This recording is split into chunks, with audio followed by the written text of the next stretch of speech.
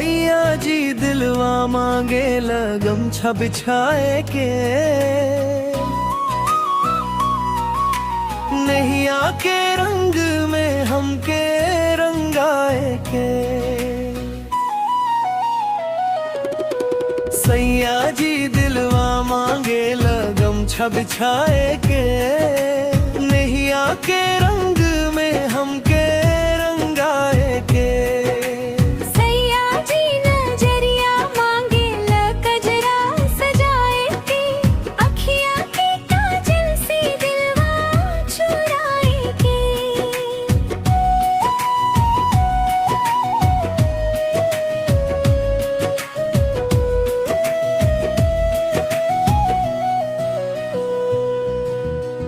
सांझ पड़ती है सैया वे अंगना, मुस्की में टूटे सगरी जंगना।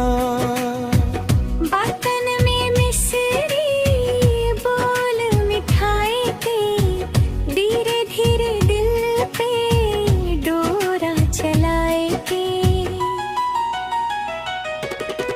पायल बोले छम छम चुनरी लहराए, सैया के छुअन से बदन सेहराए। रातन के सपना सजाए के, साजन संग प्यार निभाए के।